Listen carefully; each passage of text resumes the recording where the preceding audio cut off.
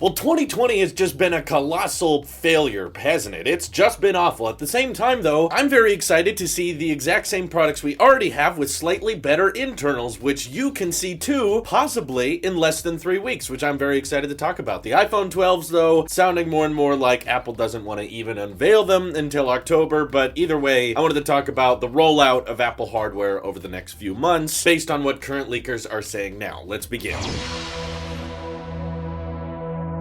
So John Prosser actually has detailed some of the release times for the Apple Watch, new iPads, iPhone 12, and 12 Pro series, and I think the interesting part about it is Apple is doing some things they've never really done before when it comes to the Apple Watch. So he's saying that via a website refresh, they're going to update the iPad and the Apple Watch Series 6 within the week of September 7th. So I like how now we're not doing days anymore. I guess that's too risky, so leakers have to give themselves weeks of times to choose from. Maybe next year we can do months. In fact, maybe after next year we can start doing years. Guys, a new iPhone is coming out at some point in 2023. 100% score on Apple Tracker right away. I know, it's very impressive. But no, he has got a lot of website refreshes correct in the past, so I think it's reasonable to assume this one's going to end up being true as well, especially given the Apple Watch.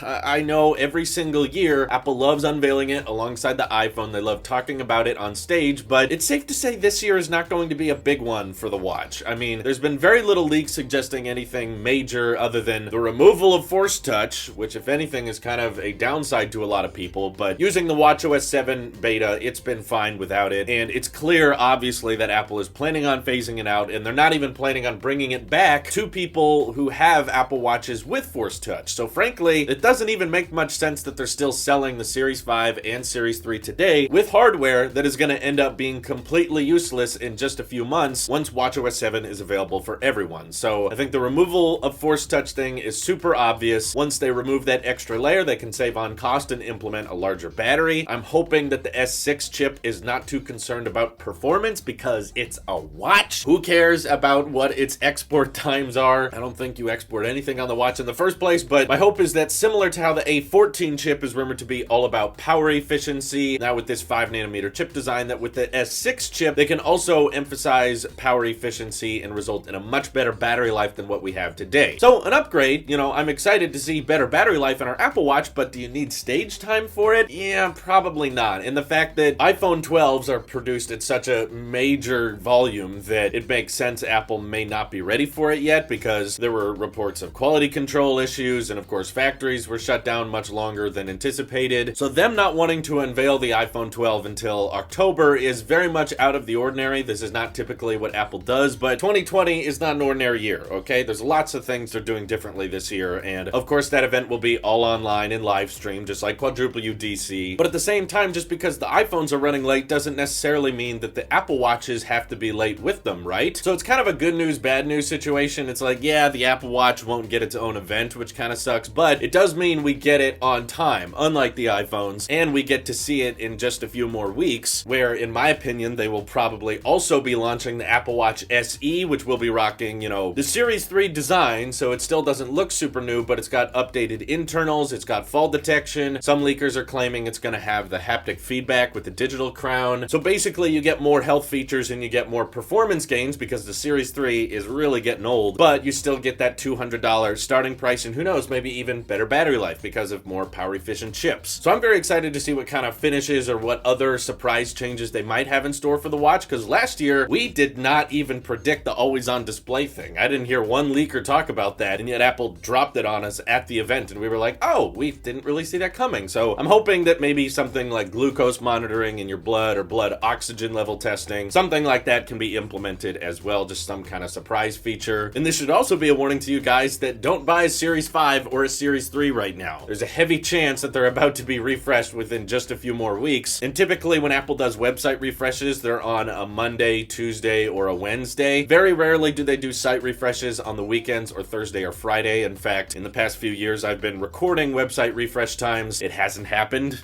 at all in the past few years, so I would expect that this new iPad 8, which in case you were curious what's coming to the budget iPad, probably just an A12 chip. Don't expect the display to be laminated. If it was laminated, I'm pretty sure they would just instantly butcher and kill the sales of the iPad Air, because once they bring the A12 chip to the budget iPad, then the iPad Air 3 basically has nothing going for it. All it will have is slightly thinner bezels, but it will be pretty much the exact same iPad. Still got the smart connector, still got Apple Pencil support, still got Touch ID in the home button. So I'm expecting this iPad 8 to still be rocking that dated, unlaminated display, which I know a lot of us don't like, but it's very hard to beat that $330 price point, especially when it goes on sale half the time, and you can find it on Amazon for like $250. And now you can get, within a few weeks probably, the A12 chip on an iPad running iPadOS for, sub $300 half the time. That's a pretty amazing deal. So it's kind of hard to complain about the display not being exactly lined up with the glass, but if you do mind that kind of thing, the iPad Air is there for you. To be honest, the more leaks I've read about the iPad Air 4, the one that's supposed to be modeling off of the iPad Pro design, the more I read about it, the more it sounds like it's not coming out this year, and they might push it till early 2021 when the new iPad Pros come out, and then they're okay shipping the bezel-less design on a cheaper iPad, because the next generation iPad Pros are likely going to have mini LED displays, so more HDR type advertising, something to go up against the Tab S7 Plus with its AMOLED display. I hope I'm wrong though. I would love to see the iPad Air 4 this year. In fact, it would make a whole lot more sense for me if they updated the iPad Air alongside the iPad 8, but that's not what most leakers are saying these days, though again, they've been wrong many times in the past. Hopefully they're wrong on this one. But the exciting thing about the next few months is that it seems like we're going to be getting something major from Apple pretty much for the rest of the year, if you think about it. I mean, September, getting new iPads, probably a couple new Apple Watches, likely with new watch bands, maybe even a couple new exclusive finishes. So that'll give us plenty to talk about. And then at the end of September, Apple will most likely confirm that they're going to have another online event to talk about the new iPhones. So we get that announcement. And then in October, of course, we get the event. The iPhone 12s come out. And through what leakers are saying, they want to start shipping the regular iPhone 12 and 12 Max, the non-Pro models, start shipping those at the end of October. So we get the new iPhones, we get the new Apple event, and then the 12 Pro and 12 Pro Max probably won't be shipping until November. So that means more Apple hardware launches in that month, and we've got lots to talk about over the next few months. And as a guy who's constantly running out of video ideas, I'm very excited to hear that as well. But of course, I'm happy to take suggestions or requests based on what you guys think I should talk about. So please feel free to hit me up over on Twitter, join my Discord. If there's other subjects you want covered, I know that the iPhone 12 kind of dominates the news right now, but there's just so much stupid and exciting things to talk about at the same time. But I wanted to keep you guys up to date on when to expect new iPads, new watches, so now you know. This is your Apple Sheep here. I'll see you guys in the next one.